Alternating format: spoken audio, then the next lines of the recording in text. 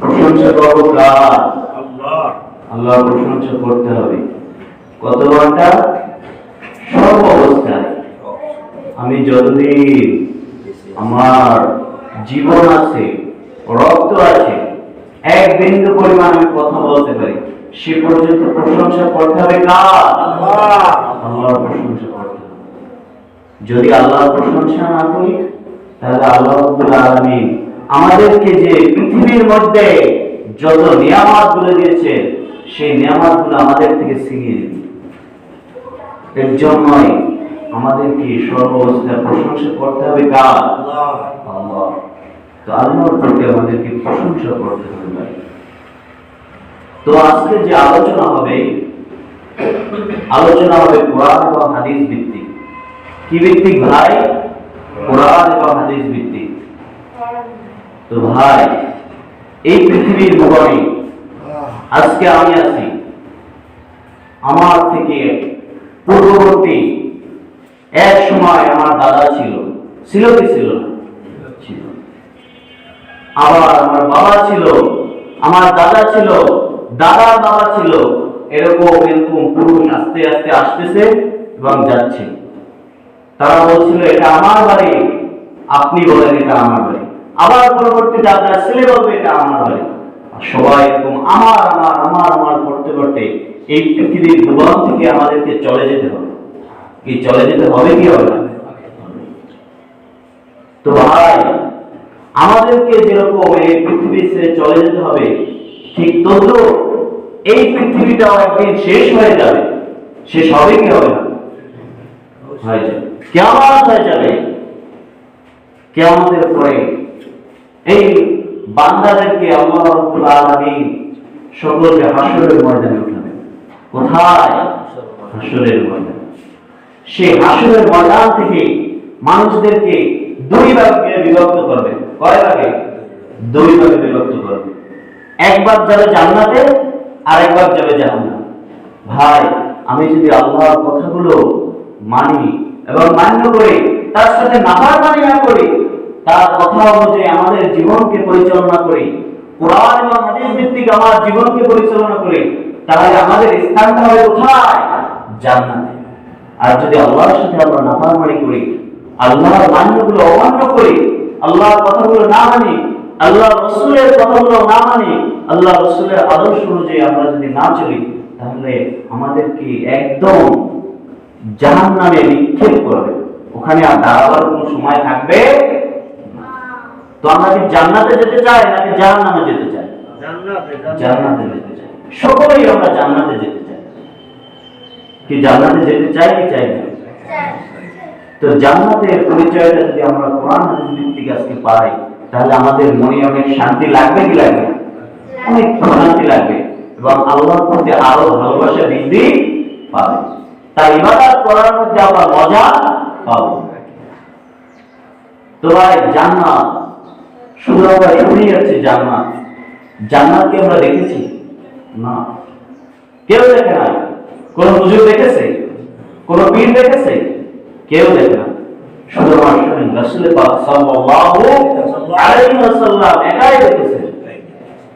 এবং আল্লাহ রাব্বুল আলামিন কোরআনের মধ্যে এর সম্পর্কে বিভিন্ন আয়াত দিয়েছেন।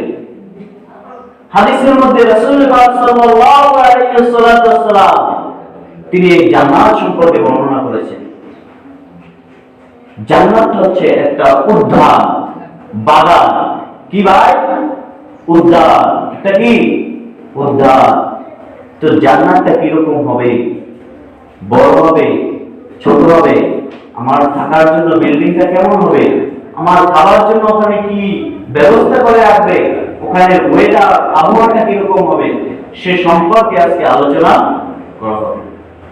খুব মনোযোগ দিয়ে, কানকে খাড়া করে, খরগোশের মতো কান দিয়ে আপনারা সকল কথাগুলো শুনবেন। তাহলে এর থেকে আমরা মজাও পাবো এবং জান্নাতের মনে হবে যে জান্নাতের মধ্যে এখনই আমি চলে যাই।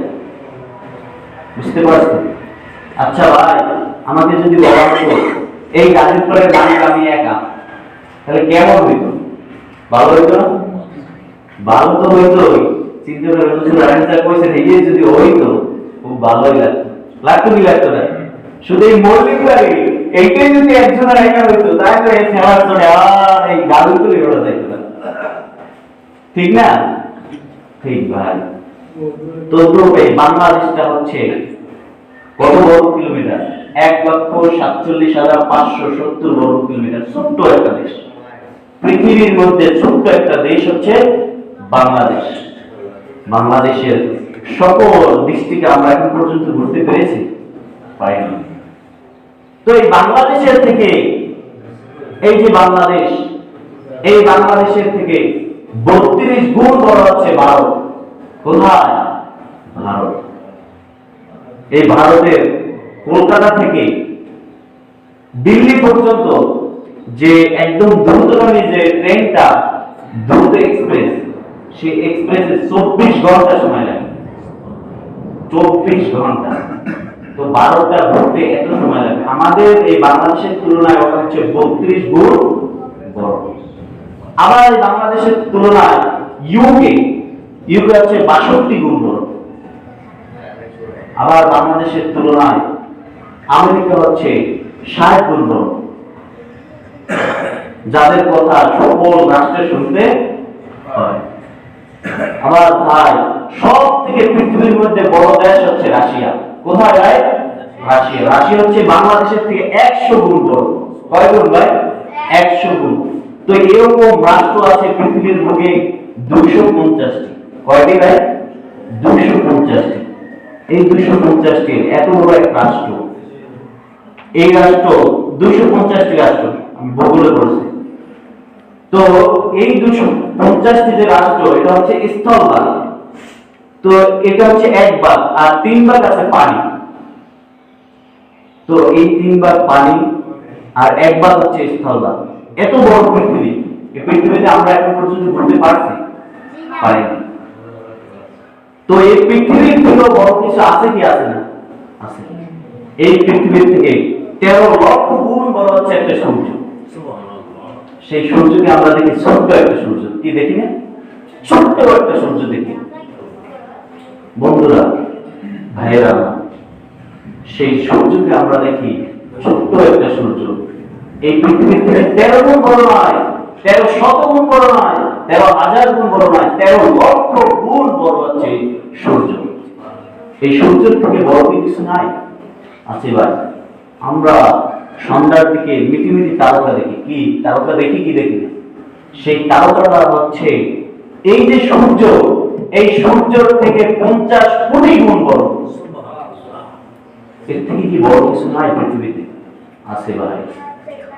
এই তারকার থেকেও বড় হচ্ছে ব্ল্যাক হোল।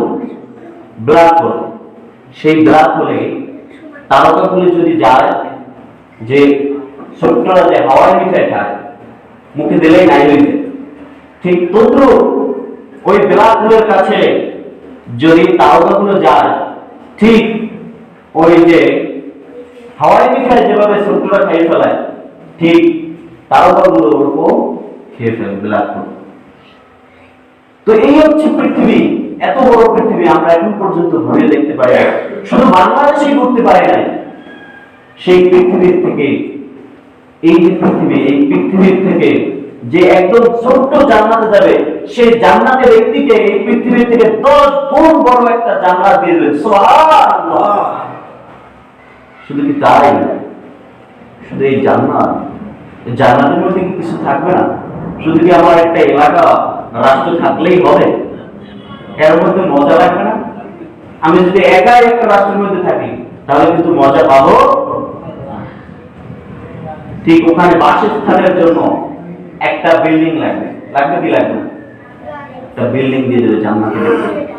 আল্লাহ রাব্বুল আলামিন সেই বিল্ডিংটা কি আমাদের এলাকার মতো বিল্ডিং?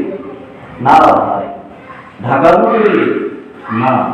এর থেকে সুন্দর বিল্ডিং হচ্ছে আমেরিকা? না। ইউকে? না ভাই। এই বিল্ডিংটা হবে, এই যে পৃথিবীর বুকে যে বিল্ডিং গুলো করা হয়, এগুলোর ইট তো মাটি দিয়ে করা হয়। কি দিয়ে ভাই? মাটি দিয়ে। কিন্তু জান্নাতের যে জান্নাতের বাড়িটা হবে, সেই বাড়িটা দালানটা ইটগুলো হবে স্বর্ণের। কিসের ভাই? স্বর্ণের এবং রৌপ্যের। এত সৌন্দর্য, এত চমৎকার করে আল্লাহ রাব্বুল আলামিন এই জান্নাতি ব্যক্তিদেরকে বিল্ডিং দেবেন। তো গাঁথনির জন্য আমরা সিমেন্ট ব্যবহার করে কি করি? ঠিক আল্লাহ রাব্বুল আলামিন ওই গাঁথনির জন্য মিশক আম্বরে গাঁথনি দিবেন, যাতে সর্বদা ঘ্রাণ সুগন্ধি বের হতেই থাকে। এইটি কি শেষ? না ভাই, জান্নাতের মেঝেতে আমরা যে টাইলস দিয়েছি ঠিক তদ্রুপ টাইলস দিবেন ইয়াকুত পাথর দিয়ে। কি দিয়ে ভাই? ইয়াকুত পাথর দিয়ে আল্লাহ রাব্বুল আলামিন জান্নাতি ব্যক্তিদেরকে ওই যে বিল্ডিং দিবেন সেই বিল্ডিং এ ফ্লোর করে দেবেন। তো জান্নাতি ব্যক্তিদের ওই যে বিল্ডিংটা হবে সেই বিল্ডিং এর দরজা কি আমাদের মধ্যে এরকম ছোট্ট একটা দরজা থাকবে? না, মানুষগুলো এইভাবে 7 হাত লম্বা। সুবহানাল্লাহ, আমরা তো হচ্ছে 3.5 হাত। মানুষগুলো হবে, সব মানুষগুলো হবে আদম আলাইহিস সালাতু ওয়াস সালামের মতো লম্বা। শুধু কি তা, জান্নাতি সেই বিল্ডিং এর দরজাটা হবে, রাসূল পাক সাল্লাল্লাহু আলাইহি ওয়াসাল্লাম বলেছেন যে জেদ্দা থেকে বাহরাইন পর্যন্ত যতটুকু ডিসটেন্স এরকম একটা দরজা দেওয়া হবে, সেই ডিসটেন্স হচ্ছে 3000 কিলোমিটার। এত বড় একটা দরজা দেবে, তাহলে বিল্ডিংটা কত বড় হবে? শুধু বিল্ডিং এর মধ্যে এখন ফার্নিচার লাগে কি লাগে? শুধু একটা বিল্ডিং করে রাখলেই হয়? আল্লাহ রাব্বুল আলামিন আমাদের কি যদি জান্নাতে যেতে পারি তাহলে আমাদের জন্য ফার্নিচার রাখবে। কি রাখবেন ভাই? ফার্নিচার। সেই ফার্নিচারকে এসএস দিয়ে করবে, কাঠ দিয়ে করবে না, সেই ফার্নিচার গুলো ইয়াকুত পাথর দিয়ে আল্লাহ রাব্বুল আলামিন তৈরি করবে। সেই ফার্নিচারে বসে সে তার যে রাষ্ট্র, সেই রাষ্ট্রকে পর্যবেক্ষণ করে। ভাই ওখানে আবহাওয়াটা কিরকম হবে? আমাদের পৃথিবীর ভূগোলে আবহাওয়াটা হচ্ছে গ্রীষ্মকালীন যে আবহাওয়া, সেই আবহাওয়াটা হচ্ছে ব্যবসা আবহাওয়া। ঠিক না? গরম আর গরম, এসি লাগায়, ফ্যান লাগায়, তারপরও গরম আর গরম। আবার শীতের সময় শীত, এরকম হবে না। সেখানে হবে নাতিশীতল এক আবহাওয়া, না গরম না ঠান্ডা, সর্বদা শুধু মজা আর মজা। আর ভাই সেই জান্নাতের বিল্ডিংটা হবে কোন স্থানে? সেই জান্নাতের বিল্ডিংটা হবে, সেই জান্নাতের বিল্ডিং এর নিচ থেকে নদী প্রবাহিত হবে, ঝর্ণা প্রবাহিত হবে। এমন সুন্দর এক কলরব, পাখিগুলো ডাকবে সেখানে, খুবই মজার মজা, যা বলে শেষ করা যাবে। জান্নাতের কথা আল্লাহ রাব্বুল আলামিন বিভিন্ন বিভিন্ন সূরার মধ্যে বলে গেছে, এবং আমাদেরকে এই লোভ দেখিয়েছে। কি দেখিয়েছেন ভাই? লোভ দেখিয়েছে। শুধু জান্নাতে এটাই শেষ? ওখানে কি খাবার দাবার লাগবে না? লাগবে। তো আল্লাহ রাব্বুল আলামিন জান্নাতি ব্যক্তিরা যাওয়ার সাথে সাথে সে যে খাবার খাবে, সেই খাবারের প্লেটটা চলে আসবে তার সামনে। তার কাজের জন্য 80,000 লোক থাকবে। কয় হাজার ভাই? 80,000 ফেরেশতা থাকবে। 80,000 তারা প্লেট নিয়ে আসবে জান্নাতি ব্যক্তিদের জন্য। প্লেটে এত সুবিধা, এত মজা, সে জান্নাতি ব্যক্তি প্লেটটা পেয়ে খেয়ে ফেলবে। বলে তোমার প্লেট কই?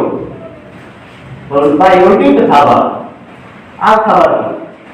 বলে ভাই ওটা তো তোমার প্লেট, খাবার তো আসতেছে। তো প্রথমে খাবার দিবেন মাছের কলিজা। আর ভাই সেই মাছের কলিজা কি মাছের কলিজা?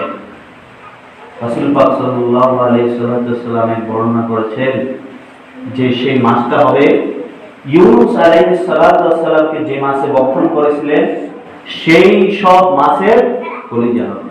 সেই কলিজাগুলো আমার জন্য মনে করে আমাদের জন্য, যদি আমরা জান্নাতি হই। ভাই শুধু কি এতেই শেষ? আমার কি আর কিছু খেতে ইচ্ছে করবে না? করবে। আমার জন্য ফল রাখবে, বিভিন্ন ধরনের ফল, আম, কাঁঠাল, লিচু, বেদানা, আমি যা চাই তাই পাবো। এমন বিভিন্ন ধরনের ফল আসবে আমার সম্মুখে, আমি যেগুলো পৃথিবীর ভ্রমণে এখন পর্যন্ত দেখিও নাই, সেই ফলগুলো আসবে। আবার অনেক সময় আপেল নিয়ে আসবে, কমলা নিয়ে আসবে, যারা আমাদের জন্য কাজ করবে গেলমানগুলো নিয়ে আসার পরে আমরা বলবো কি জানেন, আল্লাহ এই খাবারগুলো তো আমরা দুনিয়ার মধ্যে খেয়েছি, এই খাবারগুলো দেওয়ার কি দরকার আছে, নতুন কিছু দেন। তো আল্লাহ রাব্বুল আলামিন বলবে, বান্দা তুমি ওটা খেয়ে দেখো, তুমি দুনিয়ার মধ্যে যে আপেলগুলো খেয়েছো, যে কমলাগুলো খেয়েছো, যে লিচুগুলো খেয়েছো, সেই লিচু আর এই জান্নাতি লিচু এক। ওই পৃথিবীর বুকে যে ফলগুলো খেয়েছো, সেই ফলগুলোর স্বাদ হচ্ছে এক ধরনের, কিন্তু জান্নাতি ব্যক্তিরা যে জান্নাতি ফল খাবে, সেই ফলের মধ্যে স্বাদ থাকবে 70 ধরনের। একটা কামড় দেবে এক স্বাদ, আবার পরে একটা কামড় দেবে আরেক স্বাদ, মজা আর মজা।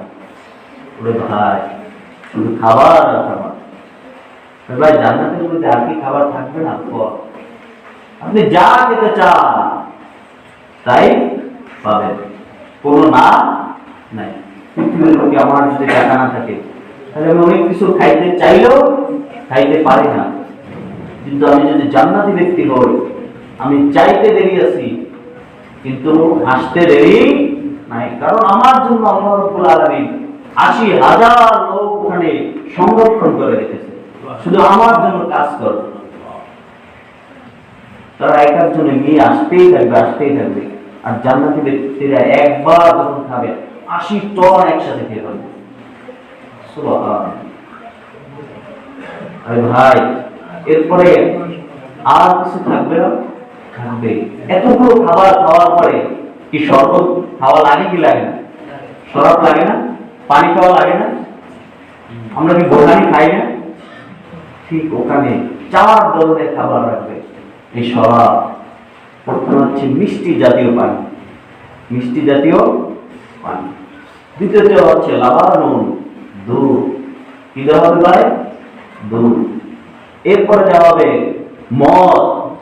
পৃথিবীর ভুবনে আমাদের জন্য আল্লাহ রাব্বুল আলামিন মদ কি করেছে? হারাম করে দিয়েছে, কিন্তু ওখানে আমার জন্য অহরহ রাখবে। 1 লিটার 2 লিটার না, ওখানে ঝর্ণা দিয়ে দিবেন, আমার যত ইচ্ছা তত আমি পান করতেই থাকবো, করতেই থাকবো। আর এই পৃথিবীর ভুবনে যে মদগুলো আছে, সে মদগুলো খেলে বউকে আম্মু করে, কি কয় কি কয়। আর ওখানে আম্মু বলার কোনো কায়দা নাই। ওখানে মদগুলো হবে খুবই সুস্বাদু, এবং ওগুলো খেয়ে কোনো মাথায় জ্বালা আসবে না। এরপর দেওয়া হবে মধু।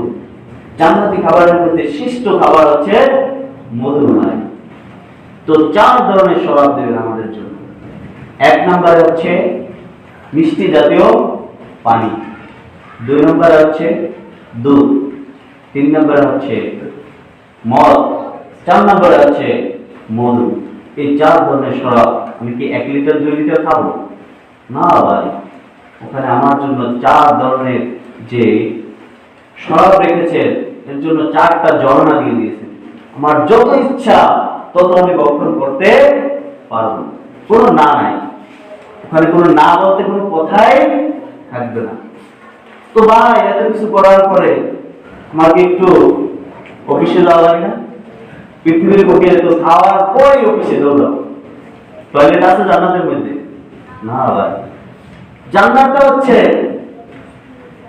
পবিত্র, সেখানে যদি টয়লেট প্রস্রাব করতে হয় তাহলে তো ওগুলো আবার অপবিত্র হয়ে যাবে। তো আল্লাহ রাব্বুল আলামিন ওখানে কোনো টয়লেটের ব্যবস্থা করে নাই। তাহলে খাবারগুলো কই যাবে ভাই? তুমি খাবো তাহলে ওগুলো কই যাবে? রাসূল পাক সাল্লাল্লাহু আলাইহি ওয়াসাল্লাম বলেছেন যে জান্নাতি ব্যক্তিরা খাওয়ার পরে একটা রেকর্ড দেবে, আবার সবগুলো শেষ হয়ে যাবে, আবার সাথে সাথে সে বক্ষণ করতেই থাকবে। তো এদিক কি শেষ? আমার জন্য কি সঙ্গী সাথী থাকবে কি থাকবে না? একজন জান্নাতি ব্যক্তির জন্য 72 জন হুর দিবে। এই ভাই, পৃথিবীর ভুবনে একটা বউ থাকলে এর যাওয়া এইটাই নেওয়া যায় না। আর ওখানে 72 জন হুর থাকবে, একজন দুইজন বউ না, 72 জন। ভাই এখন একটা যদি থাকে, এরপরে যদি আরেকটা নিতে যান, তাই তো অবস্থা খোলাখুলি লাগবে, কি যাইবে কি যাইবে না। আর ওখানে 72 জন থাকবে আপনার স্ত্রী, হুর। সেই হুরগুলো আপনার জন্য কি করবে, কাজ করবে। আপনি যে কথাগুলো বলবেন সেইগুলো শুনবে। আর হুরগুলো ভাই কেমন হুর হবে, সেই জান্নাতি হুরগুলো হবে যে তারা যদি দুনিয়ার জীবনে একবার উকি মারত, তাহলে পুরো মনটা ঝলমল ঝলমল হয়ে যাবে। আবার জান্নাতি ব্যক্তিরা যে কাজল কালো চুলগুলো, সেই চুলগুলো যদি নাড়া দিতে হয়, তাহলে এই পৃথিবীর ভুবনটা একদম ঘ্রাণ, সেই ঘ্রাণ এই পৃথিবীর ভুবনটা বলে। সেইরকম ভোরগুলো আমরা চাই কি চাই না? ইনশাআল্লাহ দাদা ভাই চায়। তো সেই সময় জান্নাতি ব্যক্তিরা এরকম কি দূরে থাকবে? থাকবে না। সবগুলো 30 বছরের যুবক যুবতী হয়ে যাবে। সুবহানাল্লাহ। তাই 72 জন যদি বলছিলেন তাই মোটামুটি হইবে। বাবা বেটা আছে একটা কিন্তু আর থাকবে। 72 জন থাকবে জান্নাতি ব্যক্তিরা। তো ভাই শুধু কি এটাই না, এই হুর, এত খাবার, এত মজা, এত কিছু, জান্নাতের মধ্যে 3টা জিনিস কখনোই থাকবে না। 1 নম্বর হচ্ছে অসুস্থতা। কি থাকবে না ভাই? অসুস্থতা থাকবে না। দুনিয়ার ভুবনে অসুস্থতা আছে কি আছে? আছে না? দুনিয়ার ভুবনে মানুষগুলো বিভিন্ন রোগে আক্রান্ত হয়। সেই রোগের জন্য আমাদেরকে ডাক্তারের কাছে যেতে হয়। ডক্টরের কাছে গিয়ে আমাদেরকে কি করতে হয়? ট্রিটমেন্ট করতে হয়। জান্নাতের বুকে, জান্নাতের ভুবনে আমরা যদি জান্নাতি হই, তাহলে আমাদের কোনো অসুখ থাকবে না, এবং মানুষগুলো বৃদ্ধ হবে না। কি হবে না ভাই? বৃদ্ধ হবে না। আমরা যুবক থাকার জন্য কি করি? বৃদ্ধগুলা যাদের চুল পাকে গেছে, দাড়ি পাকে গেছে, বলো মেরে দেই। কিন্তু জান্নাতে ওরকম কোনো কায়দা নেই, সবাই থাকবে যুবক যুবক। আর ভাই 3 নম্বরে থাকবে না, সেখানে কোনো চিন্তা ভাবনা, কোনো চিন্তা ভাবনা থাকবে না। আপনি সর্বাবস্থায় যা ইচ্ছা তাই করতে পারবেন। তো ভাই জান্নাতের মধ্যে যদি আমাদেরকে যেতে হয়, তাহলে আল্লাহ রাব্বুল আলামিনের আদেশগুলো মানতে হবে কি হবে না? এর জন্য আমাদেরকে আল্লাহ রাব্বুল আলামিনের আদেশ, যেগুলো অনুরোধ করেছেন, যেগুলো নিষেধ করেছেন, সেগুলো বরবাদ করতে হবে।